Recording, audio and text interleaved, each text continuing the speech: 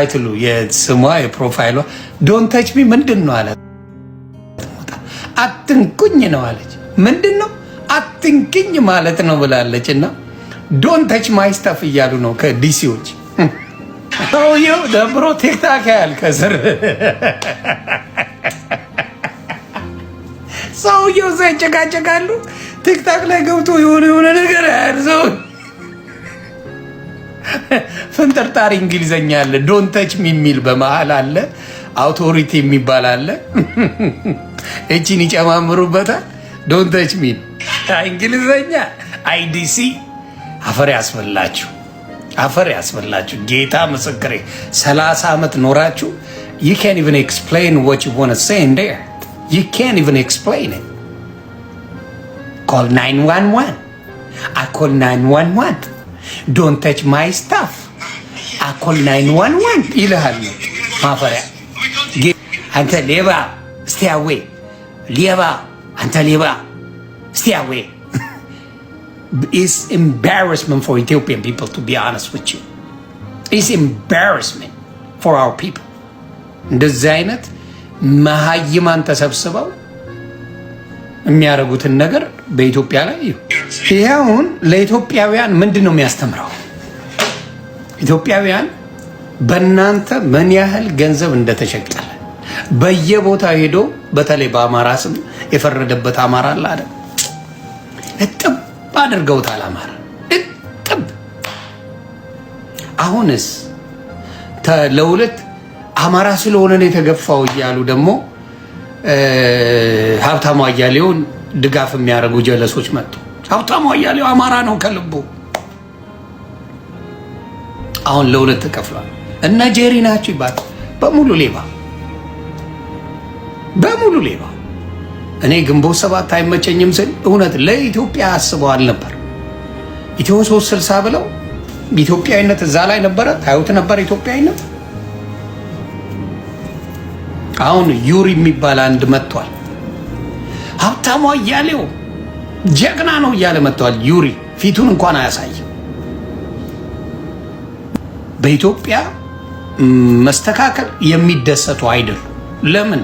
ፖለቲካ ያበላል፣ በደንብ ያበላል። ፖለቲካ ህዝቡን ታሳዝነዋለህ፣ የሆነ ቁስል ታመጣለህ፣ የሆነ ሰው ሞቷል ትላለህ፣ ትዘግባለህ። በቃ መሰባሰብ አለበት ለዛ ይባላል። ጭድ ነው የሚያደርጉት። እና አሁንም ኢትዮጵያውያን ማስተዋል ጥሩ ነው። በተለይ የሰለጠነ ዓለም እየኖራችሁ ማንም ሰገጣ አይጫወትባችሁ። የሰለጠነ ዓለም እየኖርክ እሱ ካንተ የበለጠ ስለ ሀገር ሌላ ሲቲዝን ይዞ አሜሪካ ዜግነት ይዞ ተቆርቁሬልሃለሁ እያለ ሲሰክስ ስታይ ምን ያህል ብትወዳት ነው ኢትዮጵያን የከዳ። ሁልጊዜ ግን የሆነ አጀንዳ ፈልጋ አንተ ሲመች ብቻ እናንተ ሲመቻችሁ ብቻ ከወያኔ ጋር እንሰራለን ትላለህ። እናንተ ሲመቻችሁ ከሆነ ጋር እንሰራ ምን ችግር አለው ትላለህ። ሌላው ሲሰራ ትቃወማላችሁ። ሌላው ሲሰራ እንዴት ብላችሁ ስታብዱ የነበራችሁ ሰዎች መልሳችሁ እዛ ቦታ እናንተ ታገኛው ነው። እንግዲህ ኢትዮ 360 አሁንስ ምን ልትሉ ነው? የአማራ ልጆች በሙሉ ገንዘባችሁ ተበልቷል አይደል? ምን ልትሉ ነው? አሁንስ ምን ትላላችሁ? እንደዛ ለነሱ ብላችሁ ስንቱን የሰደባችሁ ስንቱን የረገማችሁ ሰዎች አሁን ምን ልትሉ ነው? እስቲ ንገሩኝ፣ ምን ልትሉ ነው? አትሰሙ፣ ዝም ብላችሁ ትነዳላችሁ። ቁስልን የነካው በሙሉ ዶክተር አይደለም። አማራ ችግር ያለው ቁስልን የነካ በሙሉ ያከመ የሚመስልህ ማህበረሰብ ተፈጥሯል። ቁስል መንካት ለአማራ በቀላሉ መጥቶ ማንም ገንዘብን የሚዘርፍበት ይሄ ነው ችግራችሁ። ሁልጊዜ ሰዎች ናቸው ተሸነፈ ብለው አማራን የሚያወሩት። አማራ ተሸንፎ አያውቅም በህይወቱ፣ ተሸንፎ አያውቅም። ተሸነፈ ብላችሁ የምታወሩት አማራ ያልሆናችሁ ባንዳዎች ናችሁ። አማራ ተሸንፎ አያውቅም። ስለዚህ አሁን የምናገረው ምንድነው? የአማራን ብቃት ሳታቁ በየፍየል እየጠበቃችሁ በፍየል የምትመሩ ይሄ 360 ይጠቅመናል ብላችሁ ስታጭበረብሩ የነበራችሁ አማራን አንገት ለማስደፋት የምትሰሩ እናንተ ናችሁ። በሙሉ ተጠያቂዎች ናቸው። ወደ ስልጣን ስንመጣ እነዚህ ሰዎች ፍርድ ቤት እናቆማቸው። እኔ ነኝ የምወስዳቸው። ሀብታሙ አያሌውን በካራባት ሸምቅቄ የምወስደው አዲስ አበባ ነኝ። ብዙ ፋኖች እንዲገደሉ አድርጓል። የአማራ ብሔርተኛ አይደለሁም እያለ የአማራ ብሔርተኝነትን ያኮሰሰ በአማራ ሕዝብ ላይ ሰቆቃ ያደረሰ ካድሬ ነው። ይህን ካድሬ ጀሮውን ጎትቼ የምወስደው እኔ ነኝ። እመን፣ አማራ ያሸንፋል። 360 በሙሉ ያላችሁ ጀሮአችሁን ጎትቼ በከራባታችሁ አንቄ አዲስ አበባ ከፍተኛ ፍርድ ቤት ላይ የማቀርባችሁ እኔ ነኝ። በኢንተርፖል ነው የምወስድ። ቂጥን እየወጋው ነው የምወስድ። ሀብታሙ አያሌው አትጠራጠር። ብዙ ወንጀሎች ፈጽማችኋል። 360 እንኳን እናንተ ኢቢኤስ እያላችሁ ቴሌቪዥን የከፈታችሁ ኦሮሞዎች፣ ሌሎች ነገዶች አማራን እንደነ ዶክተር አረጋይ የተባለ አንከሊስ ዘራፊ ከቅዳሜ ገበያ ጋር ተደብቆ የሚዘርፍ ዶክተር ሰናይት ምናምን የምትባይ ሌባ አገውና ኤርትራዊ እናንተ ሁሉ እያነቅኩ ወደ አዲስ አበባ መወስዳችሁ እኔ ነኝ። አትጠራጠሩ።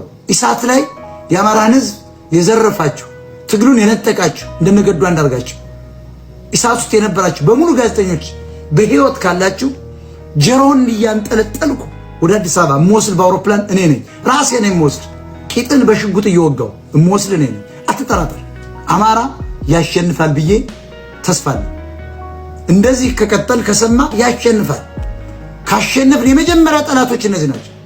ሀብታሙ ረሳው እንዴ? የደቡብ ጎንደር ጀግና የፋኖ መሪን ማስገደልን ረሳዋል?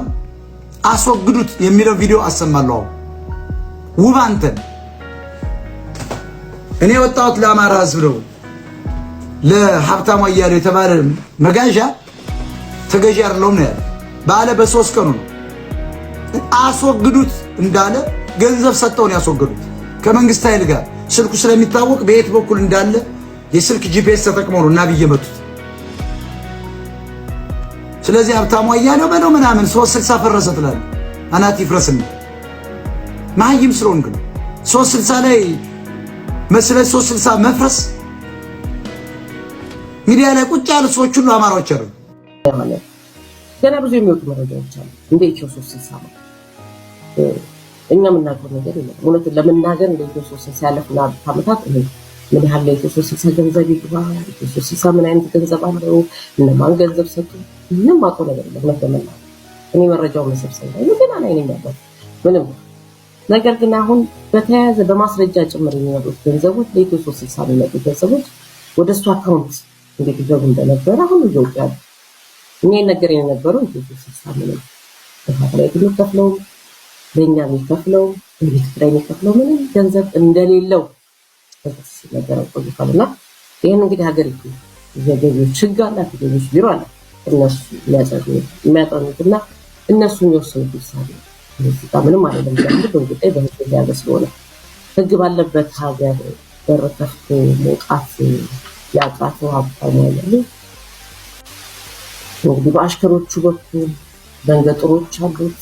ደንገጥሮችም የማይል አብራችሁ እንዳትለዩት በመጸዳጃ ቤት ሲሄድም ተከተላችሁ ሂዱ እንዳትተውት የተባሉ ያሉና እጅግ ነው የሚያሳፍረው፣ እጅግ ነው የሚያሳዝነው። ታዲያ ላይ ተፈጠ አይታችሁ የተቀመጡት እዛ ጋር ያሉት አብዛኞቹ ዛሬ ሰዎች ናቸው። ለደንገጥሮች አሏቸው ሰዎች አሉ፣ ሌሎችም አሉ፣ ማኒፎች አሉ። ማንም ዞር ብሎ አይሆን የራስን ስራ መሰራበት ሀገር ነው። በጣም በሰላም የምትኖርበት ሀገር ነው። እኛ እንዲህ ብለን ጫፍ ልንነካው ማለት ነው። አብሮ የኖረ ኢትዮጵያዊ ነው፣ አብሮ የኖረ ወገናችን ነው። ባያረገው ደስ ይለኛል።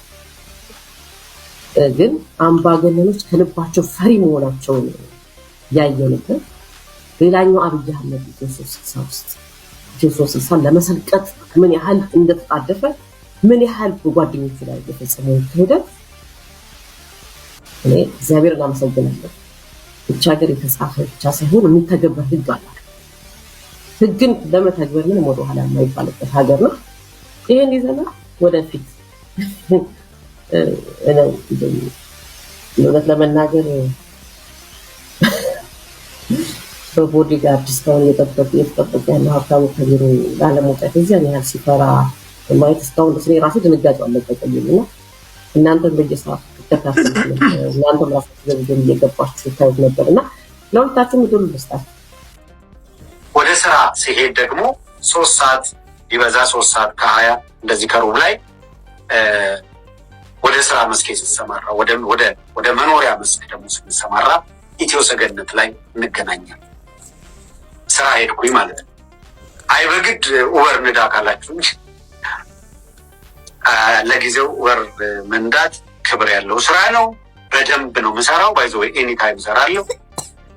ነገር ግን የስራ መስክ ደግሞ አለኝና ወደ ስራ መስክ ሲሄድ በሁሉም ቦታ ያሉ አድማጭ ተመልካቾችን እናገኛቸዋለን። እንደምታውቁት በጣም ከኛ ደግነት የመነጨ ሳይሆን በአሰራራችን ከዚህ ቀጥሎ ወደ ምንድነው ከዚህ ፕሮግራም ቀጥሎ ፕሮግራም ስንጨርስ የአዲስ ድምፅ ጀምሯል፣ ወደ አዲስ ድምፅ ሂዱ፣ ጣና ጀምሯል፣ ወደ ጣና ሂዱ፣ ከሌ ሚዲያ ጀምሯል፣ ወደ ከሌ ሂዱ ያለን አይደለ የምንለው።